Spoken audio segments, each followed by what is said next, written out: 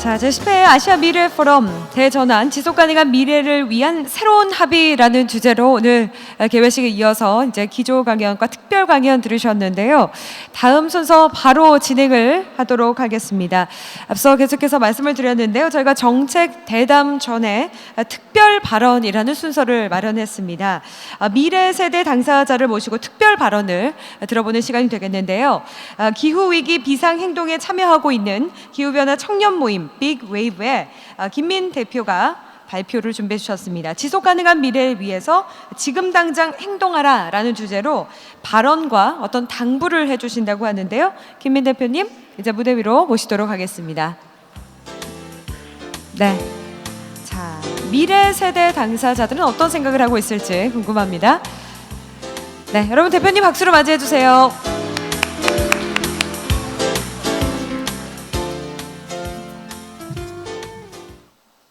저는 요즘 사회 주목을 한 몸에 받고 있는 90년대생입니다.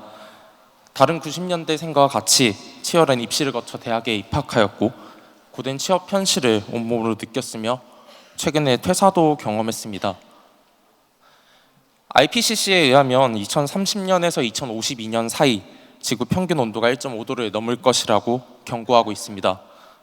과학자들은 현재 추세로 온실가스를 배출하면 불과 8년 내로 되돌릴 수 없는 상황을 맞이할 것이라고 말합니다. 그런데 우리의 행동은 아무것도 달라지고 있지 않습니다.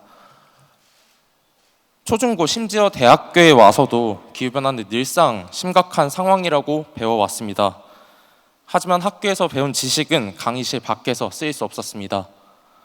대학 입시만을 위한 공부, 학점만을 위한 공부, 취업만을 위한 공부, 기후변화가 의미하는 피상적인 실체를 파악하기 급급했던 것입니다. 과연 기후변화라는 용어의 정의가 무엇인지가 정말 중요했을까요? 학교에서는 기후변화를 해결하기 위해 어떤 것을 해야 하는지 알려줬어야 하지 않았을까요? 그동안 제 삶에서 기후변화 문제를 해결하는 것, 리더십을 발휘하는 것은 그저 어른들의 이야기에 불과했습니다. 강의실에만 앉아있자니 답답한 마음에 학교 바깥으로 나왔습니다. 청년들을 맞이한 것은 소위 대외 활동이라고 불리는 것이었습니다. 거리 캠페인을 하고 전문가들에게 특강을 들었습니다. 이제서야 같은 관심사를 가진 친구들과 만날 수 있겠다는 생각에 기대감으로 가득 차 있었습니다. 그러나 활동은 단편적이고 일회성이었습니다. 활동이 끝나고 나니 친구들을 만날 기회는 부족했고요.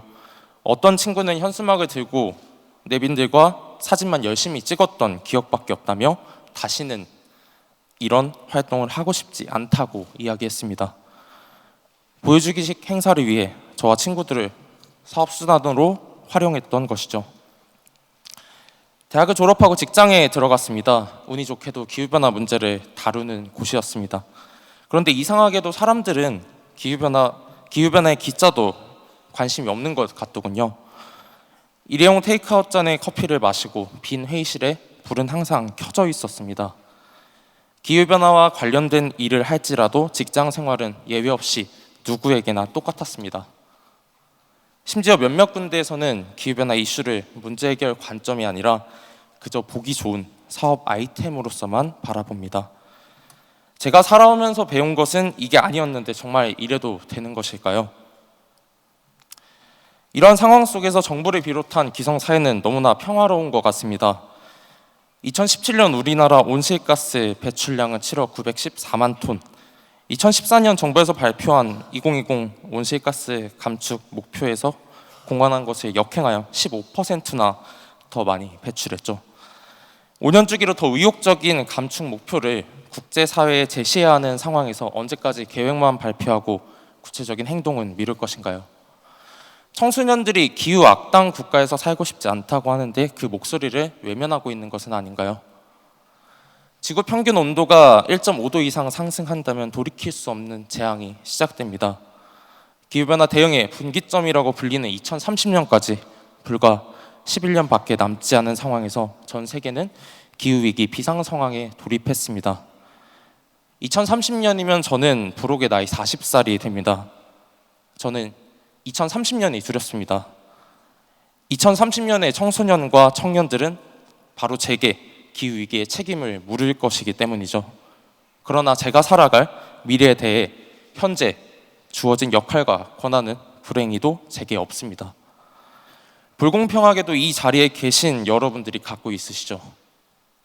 슬프게도 기후변화를 공부하고 이 분야에 몸을 담은 사람으로서 한 가지 확실하게 알게 되었습니다. 그것은 바로 현재 기성사회가 우리가 살아갈 지구, 그리고 내 아이가 살아갈 미래를 책임지지 않는다는 사실이죠. 청년의 젊고 패기 있는 이미지를 마치 진열대 상품처럼 의미 없이 소비해버리거나 그저 수동적인 존재로 여기는 것은 아닌지 기성사회는 되돌아봐야 합니다. 이 시대를 살아가는 90년대생은 내가 배운 지식이 사회에 올바로 쓰이는 것, 그리고 알고 있는 상식이 사회에서 정상적으로 통용되는 것을 원합니다. 기후변화 대응이 더 이상 정쟁의 대상이 되거나 이권 다툼의 소재로 평가절하되지 않고 지속가능한 미래를 위해 본래 그 순수한 목적을 잃지 말아야 합니다. 이렇게 어려운 상황에서 청년들은 주체적으로 일어서고 있습니다.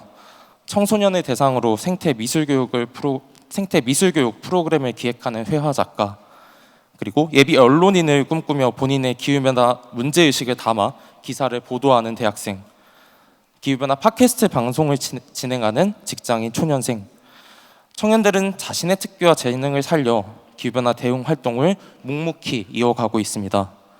이런 청년들에게 부디 부끄럽지 않은 부모님으로 기억 속에 남아주시길 이 자리를 빌어 간곡히 부탁드립니다. 정부는 내년에 제출할 NDC와 장기 저탄소 발전 전략에 청년들의 의견을 반영하여 획기적인 감축 목표를 제시해 주시기 바랍니다. 청년들은 2030년 그리고 더 나아가 2050년에 그 사회를 책임져야 할 세대이기 때문입니다. 청년들을 미래 세대가 아니라 현재의 사회 구성원으로 인정하고 나이에 관계없이 동등한 위치에서 청년들의 의견을 반영해 주시기 바랍니다. 또한 주요 이해관계자로서 청년들에게 권한과 책임을 함께 나눠주시기 바랍니다. 전문성을 가진 기성세대와 기후위기를 절박하게 여기고 행동하려는 청년들이 함께한다면 기후위기를 극복할 수 있을 것입니다. 궁극적으로 저와 같은 청년들이 지금과 같은 특별 발언이 아니라 대담 자리나 패널 토론에 참여하는 것이 당연하게 받아들여져야 된다고 생각합니다.